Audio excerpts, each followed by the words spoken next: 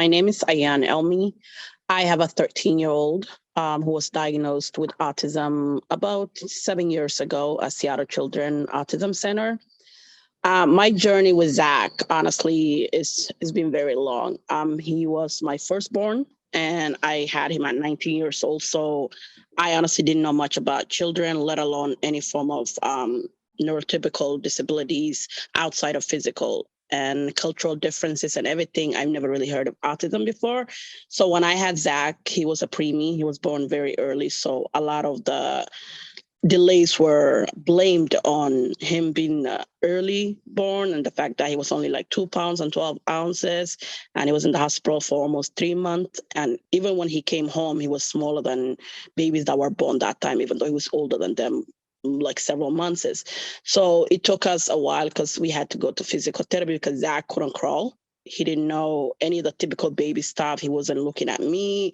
He wasn't doing the eye contact. He wasn't doing a lot of the typical things that kids are supposed to do, and I didn't know that. So it took me a time almost until he was, I would say, 2 years old for me to go to a week appointment. And a Somali lady who worked at week appointment told me to the side due to cultural reasons. She felt like I was going to yell at her. I don't remember exactly because it's been a while. It's almost a decade ago. And she took me to the side and said, listen, like, I don't want you getting mad at me because I know our culture has a taboo and stigma on certain things. But I see your son throwing himself on the floor when doors close. I see him, you have bruises on yourself because I think he's hitting you and he's hitting himself. And I see that you're exhausted from your eyes, from your face, and look like a young girl. So, and at that time, I was like, 21 years old. So I told her what was going on and what Zach has been doing at home. And I remember to this day, like she gave me two cards. She gave me one card to the Denise Louis Education Center, and she gave me one to Northwest Behavioral. And she told me, call them right away when you get home. So that's what I did. I got home, I put him down for a nap, which took forever. And then it was like late afternoon before they closed the office. I was able to get both organizations and they were able to come to my house right away. And then after that, we got started. Like I didn't know any of the stuff. Thank God I had an amazing person that was working with me and she took it slowly with me. She knew I was exhausted. She knew that I had a younger child as well at that time, my daughter. And she really took the time with me, explained to me. And she said, listen, I'm not trying to diagnose your son. I'm not trying to say anything, but I see him having similarities to children with autism. And that's the first time I ever heard of anything to do with autism. And she saw in her own eyes that Zach was throwing himself on the floor and I had to hold him and I couldn't go to stores. And that time there was no delivery, any of the stuff. So it really was exhausting and it was a lot. My ex-husband was on the road. He was a trucker. So it was just me. I had no family close to me because I grew up in Oregon. So it was a lot taking buses because I didn't drive at that time. It was a lot going to appointments. It was a lot of things. And as a lot of people say, I didn't know that health-wise that Zach had free access to because of that time getting the end.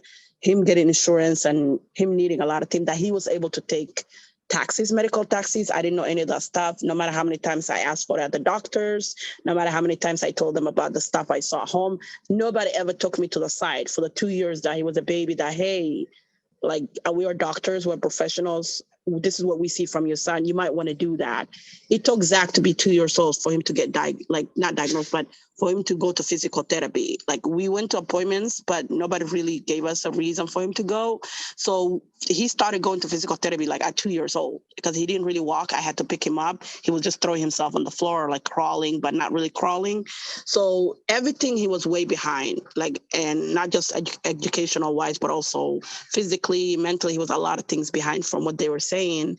It took Zach until he was 7 years old almost to get diagnosed because each person was telling me different thing, like each doctor I went to or each specialist I went to until we got to Seattle Children that, oh, he has ADHD, we have to medicate him. Oh, he has this, we have to do this. Oh, he has that. And just as a mom, the instinct, I just knew that he did not need medication. Like, I don't know what it is. There was just something about it that I felt like, no, I don't want to medicate my child so that he can calm down. I want to know what's going on with him. And I remember the day I decided to do something was I went to my son's doctor, which I switched out now. And he was like, well, why is your son not sitting down? Why is he not doing this? Why is he not doing that? Are you not reading him enough to him? Are you not doing that? And just all this attacks on me as a mom when I'm already feeling exhausted, when I'm already feeling everything. And then he blamed my culture. He blamed like me speaking multiple languages and and then finally he was like, oh yeah, by the way, there was this new medication come out and it's not FDA approved yet, but we're told that it might work with kids that have like behavioral issues, because I can see that your son is not disciplined, blah blah blah. We just want to know what's going on with him, so I want to medicate him. And I looked at him, I remember, like, and my mom always told me not to like curse an elderly or because of cultural respectful, but I really wanted to curse him out, to be honest with you. I was like, are you really kidding me? You're an expert and you're telling me you want to medicate him because you want him to shut up and sit down? Like, that did not make sense to me. He didn't ask me his routine. He didn't ask me if he was okay. He didn't even try to give him a toy to play with. And that's a person that was an expert. And that's the day I was like, okay, Ayan, like, you have to wake up. All these people are experts, but you are an expert. And your son is an expert in himself. So I took my son in the middle of the appointment away from that doctor. And I said, I don't want to ever see you. I don't want to ever be in this clinic. And I switched out. I remember I said, I don't want to ever go to this clinic ever again. Talk to the person, Northwest Behavior. And I said, I need a plan. This is not working out. All this place that you guys send me to is not working out. So they gave me like some sort, I don't remember the word, but it was like a plan that I worked with Zach little by little, behavioral stuff. And then I started taking him outside. I stopped going to work. I stopped going to school. I had to be back on welfare, even though I didn't want it to go, but I had to, in order to spend time with my son, in order to also do things that I knew if I went to work and went to school, he will not get the attention at daycare or preschools. And I had to become a mom and a dad at that time because of that time my husband was on the road, and it was a lot. There was a lot of crying. There was a lot of like exhaustion. There was no sleep. I didn't sleep at night. And he was still not potty trained because he just couldn't understand it. And I did not want to force him. I tried it and it didn't work. So long story short, it took until 2015 for him to get diagnosed. And the school even to that day was putting like developmental delay on it, like on his IEP, that he couldn't even get any services because it was developmental delay. And finally, it took us back and forth appointments for me, taking buses because I didn't drive at that time, and taking to a little girl and a person that needed support the most, which was Zach. And the bus drivers didn't understand why he was throwing himself on the floor, they were just like, get your son, like he's behaving, blah, blah, blah. And just people were looking at me. When he finally got diagnosed, I was able to go to an IEP. And let me tell you, like, IEP is no joke. And I didn't know anything about IEP. As I said, he was my firstborn. I've never heard of IEP. I had no like anything about it, and nobody really warned me about it because nobody talks about it. And I just was signing documents for several years, just thinking that the school knew best, just like I did earlier with the doctors, and the 3 hours of sitting down and explaining and everything. And then it was just exhaustion, and it was a lot. And financially, I wasn't doing well, so I had to work while he was at school. He was taking buses by himself, and at 2 years old before go to preschool. So I was feeling mom guilt, like more than anything. So fast forward when he finally, I remember 2016, Horan Mohammed, who works now, right now, I work for Washington Multicultural Services Link, that worked at Open Doors that time, finally was like, you know what, Zach needs like a technology that he can use to speak, because he wasn't even speaking at that time.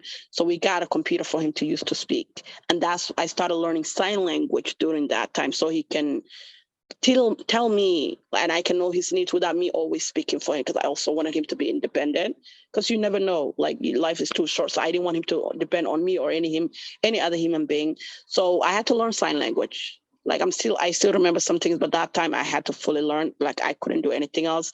And because of the stigma and the fact that I was told not to speak Somali to him, that I regret to this day that I spoke only English with him, because I was like, well, school, they speak in English with him, doctors, they speak in English with him, and you have to speak with him because or else he's going to forget. So I didn't even teach him our language. I was speaking only English with him, which now I'm not really happy about it, but I thought the doctors knew best. I thought medical people knew best. And it's a lot, honestly, now that I'm thinking about it. But as a lot of people say, it's culturally relevant. That time did not exist. A decade ago, the stuff that exists now, I didn't have. And I felt like the system failed my son in his school, because I felt like I was told just to sign things without being explained to. And even though I spoke the language, I felt like I need a translator, not a Somali translator, but an actual translator for the IEP, because there was like all this like jargons that have like legal stuff and everything. And I didn't know my son's rights. I didn't know my rights as a parent, that I can call another IEP if my son needed it. I didn't know all the services, the physical therapy that he would need, all the speech therapy that the minister they were giving were not enough. And I just didn't know, because I thought, well, that if they said it, they must be right. And as someone who's Black and African, we're taught not to speak back to authority. It took me, Hodan, a lot of people getting trained, going to like and groups, that Somali support groups that thank God at that time was started, and actually saying, no, my son needs more. And really learning to kind of like decode and also change my brain, like kind of rework my brain that, hey, speaking up does not mean you're being disrespectful. Speaking up does not mean that your son is going to lose something, because the backlash that I was like, oh, what if I'm rude to them, or I say no to them and they take it out on my son, it was just all this like back of my mind, like talking to me saying like, don't do this, because of how my brain was wired, how we were taught. And what me and a lot of Somali moms and a lot of people of color were going through did not make sense. And it had nothing to do with language, because I spoke English. I've been here since I was 10 years old, went to elementary, middle, high school, college here. So I'm like, something's not right. Like, I have to prove that my son is disabled, but he just got diagnosed. I'm giving you papers. The hoops that I had to go through, even with the organization behind me, was not okay. And the way they spoke to you, like you were like stealing from the government, like when you knew that this is something that's for your child, and why you're not working, all the questioning that like you accuse that you're working the system because you're not from here or something like that. But now I know I have the tools, and I'm able to, I say, educated as a parent, what to say when I'm working with my clients. But at that time, as a parent working for your child, it felt like anytime I tried to call any government, I was like, no, what if they say that? What if the lady, she spoke to you? And I was just holding myself back, because my son, even though he needed the services, I just didn't want to go through 2 hours of being told that you're not from here, you shouldn't get this, and you shouldn't do this, and you shouldn't do that. And I'm already exhausted. I'm already going through so much. I'm getting literally 2-3 hours a night. Even if that is even enough, that getting up multiple times because Zach needs to go to the bathroom. Zach is crying. Zach is throwing himself on the floor. He wants to sleep with me. And I have a little girl. I have another baby at that time. And it was just, and then that time I became a single mom. And that was even worse, because before at least I had someone. That time was just me from 2016. And I finally had to be like, Ayan, you have to take some sort of training again. And you have to go to meetings. I'm talking about like actual state meetings that people are at, go to organizational meetings, go to any form of training that has to do with autism, any form of special need. Because if this is something that's happening to you, imagine families that just came from other countries, or even families that are been here for a while, but they're not the typical Caucasian person or people that know the system. I really, really realized that I never used to like to use the word racism, because I always felt like I don't want to use that as an excuse, because I'm not I'm African, but I'm not African American. I didn't go through slavery, so I have no right to use that.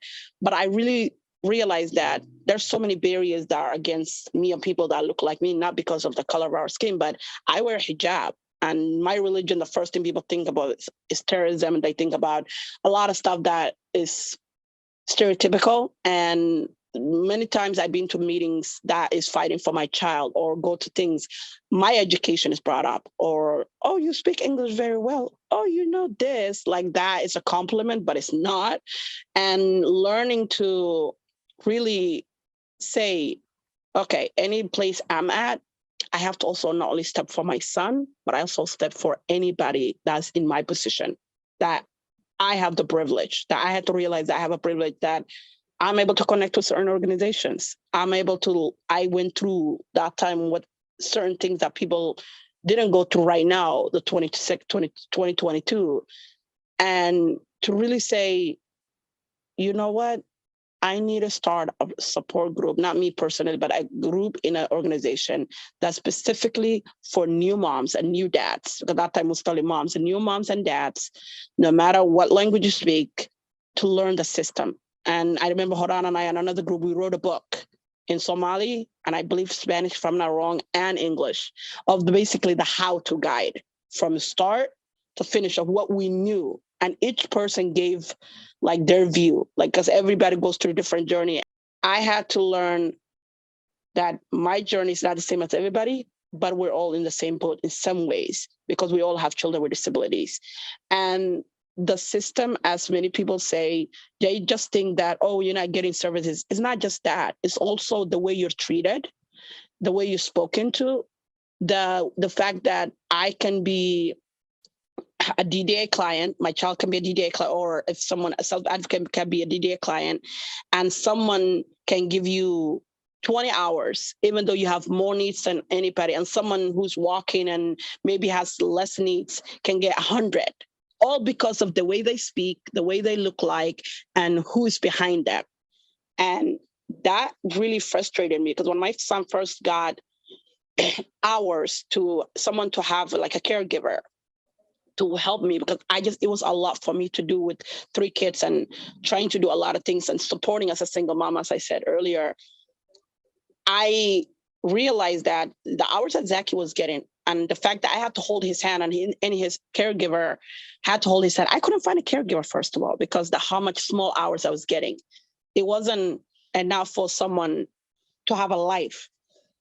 So anytime I wanted to get a caregiver, they will flake out because they were like, well, that's small hours. I need enough to pay my bills. And they're right. And that time, there was no 15-hour minimum pay, any of that stuff. So it was really hard. And I can't work for my child because he's not 18. Parents cannot work they cannot be caregivers for their child outside of being a parent until they're 18 years old. So my hours expired many times, and you can't get the hours back. I wish they were able to pause until you're able to find someone. But that time, for me personally, I couldn't, or either I didn't know the system for whatever reason, because they would keep getting expired. Finally, I had to use someone that I knew from years ago. But even for her, she was doing me a favor, but it was really exhausting for her because she lived all the way in Kent. I live in South Seattle. She spent more money on gas that time, then maybe she would have gotten paid in a couple of hours that she was going to have for me. So she was doing me a favor because she knew what I was going through. But there are families I see now that get hundreds of hours and they can't find anybody because it's hard. Caregiving is super hard, especially children that have high needs, high needs, and nobody cares. I know people say the system, but it's really true. And sometimes it's who works there. If people don't look like you, or people that have disability, or people that have children with disability don't work there, they don't understand it. They just look at you as a stat. Your child is just a stat. He gets this many hours and that's it. And then when you look at the insurance on top of that, if anything happens to your child and you go to a doctor and he has 2 medical insurances, you go through so much because you have to go through that and Medicaid and then Medicare and all these different things. And if you don't know the system or you don't understand it, which I still don't understand it, it's really hard. And as I said before, this whole accusatory that you looked at like something when you go to appointment and your child is rocking back and forth and people in the front that's supposed to be like customer services, whatever, they look at you like, why is he doing that? Tell him to stop yelling. When my son wants to like scream sometimes, because that's just his body telling him to do it, that it took me a long time for me to even get him to people, like places where public places. We go to park when it's quiet. He cries a lot. He's very emotional. But at the same time, I also want to look at the good side where I see that a lot of times boys are told not to cry for whatever reason. I tell my son anytime he's feeling emotion to cry. And he taught me that because I used to suppress my emotion. So Zach has taught me to be more kind. Even when I want to not be, he taught me to be patient. He taught me patience. I was not the most patient person, and I'm still working it, but he taught me to be way more patient with human beings. He taught me to be patient and also forgive myself. Like I could be like tired one day, I'm frustrated, and he'll just like do this to my face. And he'll just be like, Mommy, take a deep breath. It's okay. And he just sees the good in everybody. Like anytime we're walking outside, he just smiles at people. The way he remembers things. Like he remembers the most smallest things ever that people are small, but to him it's not.